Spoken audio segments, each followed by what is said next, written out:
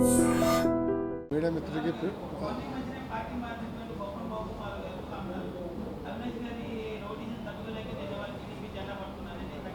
అంటే అంటే ఒక విషయం అండి, నేను దీని మీద మాట్లాడాలంటే ఒకటి, మరి నిన్నటిదాకా అవినాష్తో ఉన్నప్పుడు అతను కూడా రౌడీయే కదండి. ఇప్పుడు గురువింద కింద ఉంటుందండి, పైన ఎంత ఎర్రగా ఉంటుందో కింద అంత నలుపు ఉంటుంది, ఇది ఎవరికి తెలియదు.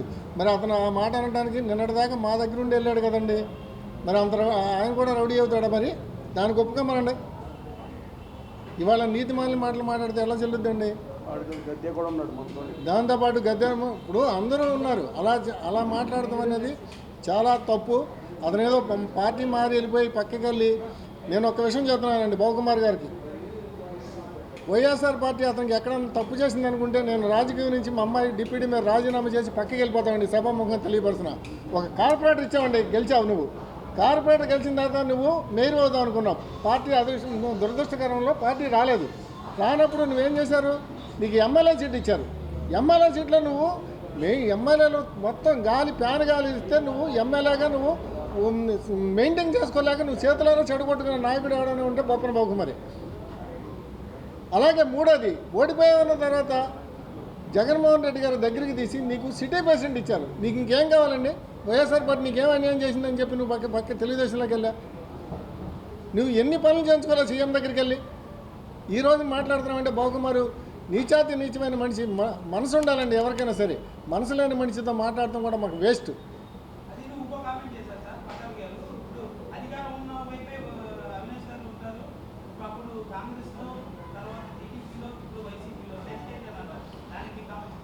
అధికారంలో ఉన్నారనే అవినాష్ గారు రాలేదండి.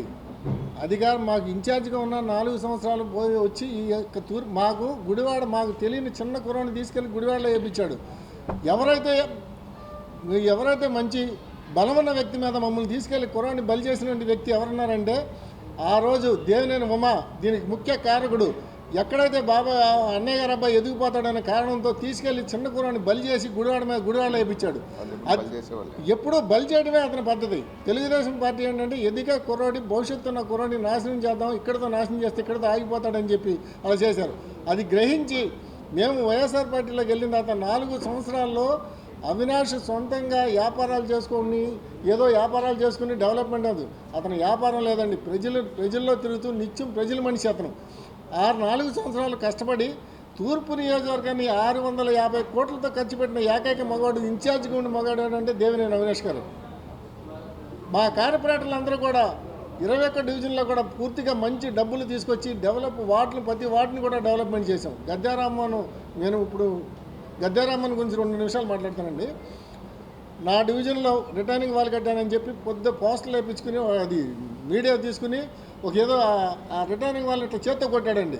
నేను మీకు అది ఫోటో మీకు కూడా వస్తుంది, పెడతానండి. ఏదైతే రిటర్నింగ్ వాళ్ళని గోడ కొట్టాడో అక్కడ క్రాక్ ఉందండి, మీరు పర్టికులర్స్గా చూసుకోండి. రిటర్నింగ్ వాళ్ళు కట్టిన తర్వాత రాజశేఖర రెడ్డి గారు గతంలో సీఎంగా ఉన్నప్పుడు, నెహ్రూ గారు ఉన్నప్పుడు మేము రామలింగేశ్వరరావు రాజశేఖర రెడ్డి గారిని తీసుకొచ్చి రిటర్నింగ్ వాళ్ళు కాదు, మాకు బండ కావాలని చెప్పి ఇక్కడ నీళ్ళు రాకుండా బండ కట్టమని చెప్పి అడిగామండి. ఏదైతే 60 కోట్లు శాంక్షన్ చేశారు ఎవరో రాజశేఖర రెడ్డి గారండి. అయితే ఆఫీసర్లు ఏమని చెప్పారంటే బండ వేయాలంటే మొత్తం ఈ ఏదైతే స్లమ్ ఏరియా ఉందో అంతా తీసేయాలండి అన్నారు. అది నెహ్రూ గారు అన్నారు, మాకు కావాల్సింది వాళ్ళు వెళ్ళిపోకుండా ఉండటానికే కావాలన్నారు కాబట్టి మాకు అలా వద్దు, రిటర్నింగ్ ఎక్కడైతే జనం ఉన్నారో దాని పక్కన రిటర్నింగ్ వాళ్ళు కట్టండి అని చెప్పి నెహ్రూ గారు అది క్యాన్సిల్ చేయించి రిటర్నింగ్ వాళ్ళ కోసం ప్రపోజల్ పెట్టారండి. 60 కోట్ల గ్రాంట్ వచ్చిందండి అప్పటికి. ఈరోజు మేము కట్టాము రిటర్నింగ్ వాళ్ళంటే, సరే మీరే కట్టారు, ఎలా కట్టాలి? పేదవాడికి నీళ్ళు రాకుండా కట్టాలి. ఏదైతే స్లమ్ ఏరియాలో రామలింగేశ్వరంలో నీళ్ళు రాకుండా కట్టాలి. మా వార్డు వరకే కట్టారు వాళ్ళు. 14వ డివిజన్ గతంలో ఉండేది, 15, 16 కలిపి 14వ డివిజన్ ఉండేది, దాని వరకే కట్టారు.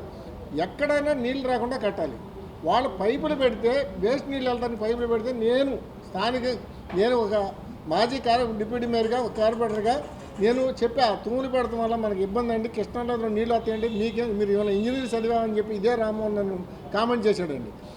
మొన్న ఎలక్షన్ వచ్చినప్పుడు వీళ్ళ రిటర్నింగ్ వాళ్ళు కడితే రిటైనింగ్ వల్ల తూములోంచి నీళ్ళు వచ్చేసి గోడ క్రాకులోంచి నీళ్ళు వచ్చేస్తే ఎంత ఇబ్బంది పడ్డారంటే గతంలో అయితే ఏమయ్యేదో తెలుసండి, రిటర్నింగ్ వాళ్ళు లేనప్పుడు కృష్ణానది వరద వస్తుందంటే మేమందరం కూడా కార్పొరేటర్లుగా ఉన్న వాళ్ళందరూ కూడా వెళ్ళి వాళ్ళందరినీ తీసుకెళ్ళి మన గర్ల్స్ హై స్కూల్లో కానీ కట్ట మీద ఎక్కడో సార్ని పెట్టి వాళ్ళందరికీ పునరావాసం కల్పించి వాళ్ళకి భోజనాలు ఏర్పాటు చేసి ఇన్ని చేసేవాళ్ళం.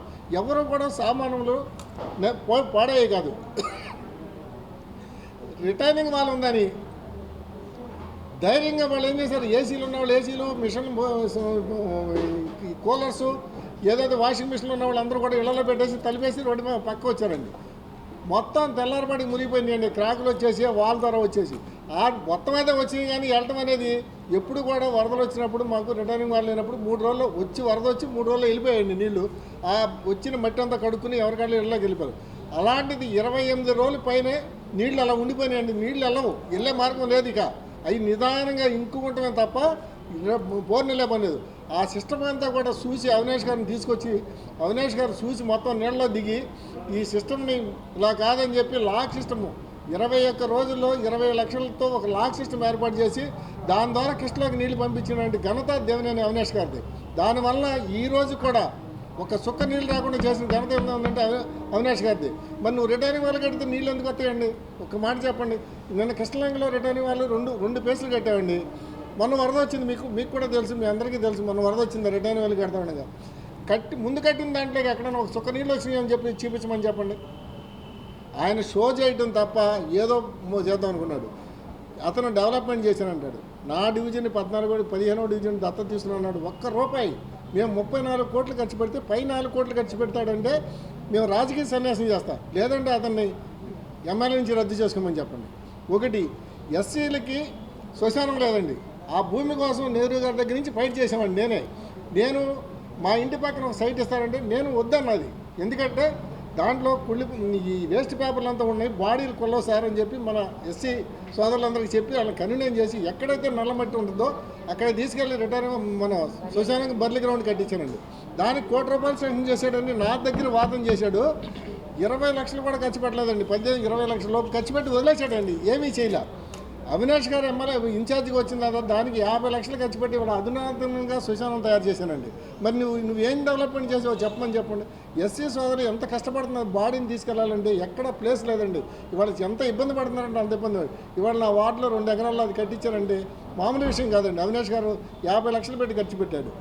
ఈ రకంగా అవినాష్ గారు కృష్ణలంక ప్రాంతంలో 7 డివిజన్లోంచి ఇక్కడి నుంచి అక్కడ దాకా కూడా రిటర్నింగ్ వాళ్ళు కట్టాడు, డెవలప్మెంట్ చేసింది. 21 డివిజన్లో ఎంత డెవలప్మెంట్ చేశాడో మీరు ఆయన్ని ఎప్పుడైనా సరే రమ్మనండి. కళ్ళు లేని కబోదులాగా చూస్తే కాదు, ధైర్యం ఉంటే వచ్చి మాకు మళ్ళీ వచ్చి వార్డులోకి వచ్చి అతను ఇంటి దగ్గర రమ్మన్నా మేము వెళ్తాం. లేదు మా కృష్ణలంక కట్ట మీదకి వచ్చినా సరే రిటర్న్ వాళ్ళ దగ్గరికి వచ్చినా ఓపెన్ ఛాలెంజ్. మేము తప్పు అయితే మేము తప్పుకుంటాం, ఆయన తప్పు అయితే తప్పుకుంటాడు అని ఓపెన్ ఛాలెంజ్ అడుగుతున్నానండి. సార్ 2000 కోట్లు ఖర్చు పెట్టానంటాడు. ఓకే, దానికి మనం అగ్రీడ్ అవుతామండి. 2000 కోట్లు ఖర్చు పెట్టాడంటే నేను ఓపెన్ ఛాలెంజ్ చేస్తున్నానండి. రమ్మనండి. నేను మా అమ్మాయి డిప్యూటీ మేయర్ అండి, రాజీనామా చేపిస్తా. నువ్వు 2000 కాదు 1000 కోట్లు చూపించు, రాజీనామా చేపిస్తా. నువ్వు ఎక్కడ చేసావో నాకు ఆ పని చూపించమని చెబుతున్నాను. మేము 650 కోట్లు ఎక్కడ ఖర్చు పెట్టామో ఓపెన్ ఛాలెంజ్గా చూపిస్తామండి. రమ్మనండి, ఓపెన్ ఛాలెంజ్ మేము చూపిస్తాం. నువ్వు చూపించగల దమ్ముంటే రా. నువ్వు రాజకీయ సన్యాసం చేస్తావా? మేము రాజకీయ సన్యాసం చేస్తాం. నువ్వు కళ్ళబుల్లి మాటలు చెప్పి ఇక్కడ విషయం ఏంటంటే అండి, ఎక్కడికి వెళ్ళినా గద్దె రామ్మోహన్ రావు ఈరోజు కాలనీలు తిరుగుతున్నాడంటే తెలుగుదేశం వార్డులు కార్పొరేటర్లు గెలిచిన తర్వాత మాకు వైఎస్ఆర్ పార్టీ రాణిగా తోటలో మా సోదరుడు చెప్పినట్టు రాణిగా తోటలో 2 వార్డులు కూడా వైఎస్ఆర్ గెలిస్తే ఒక్క పని చేయలేదండి. ఒక్క పని చేయని వాళ్ళ కార్పొరేటర్ని. ఇవాళ అవినాష్ తెలుగుదేశం కార్పొరేటర్లు ఎక్కడ గెలిచారో అక్కడ అద్దంలాగా చేసి వార్డులో ఏ పని లేకుండా చేసిన ఘనత అవినాష్దేనండి. వాళ్ళు మాకు ఓట్లు వేస్తారా ఎయిరా అనేది చూడాల. వార్డ్ నియోజకవర్గాన్ని డెవలప్మెంట్ చేయాలి, ప్రజలు ఇబ్బంది పడకూడదనే ఉద్దేశంతో 4 కానీ 3 కానీ 8 కానీ 9 కానీ 10 కానీ 11 కానీ 12 కానీ ఏ రకంగా చేశాడో అవినాష్ గారు ఒక్కసారి రమ్మనండి. ఆయన ఇంటి ముందే మేము రోడ్లు వేసామండి. ఆయన నేర్చుకోలేకపోయాడు. ఇంకొక నిజం చెబుతానండి.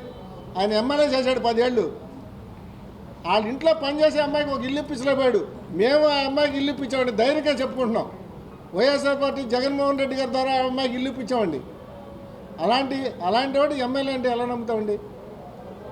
నువ్వు వచ్చి ప్రజల్లోకి వెళ్తుంటే ఎక్కడికి వెళ్ళినా అవినాష్ గారు గెలుస్తారంట కదా, అవినాష్ గారు బాగున్నారు అంట కదా అంటే ఇమ్మడం లేక ఇలాంటివన్నీ కూడా ఈ యూట్యూబ్ల ద్వారా చేసి ప్రజల్ని ఏదన్నా మైమరిపించేద్దాం అనుకున్నాడు. కానీ ప్రజలు ఎక్కడా కూడా నీ మాటలు నమ్మరు, నీకు గట్టి బుద్ధి చెప్తారు. భవిష్యత్తులో నువ్వు 2024లో నువ్వు ఎక్కడి నుంచి వచ్చావో గుర్తుపెట్టుకో, గన్నవరం వెళ్ళే పరిస్థితి తరిమి కొడతారని చెప్పి సమంగా తెలియపరుస్తాం. కొండారెడ్డి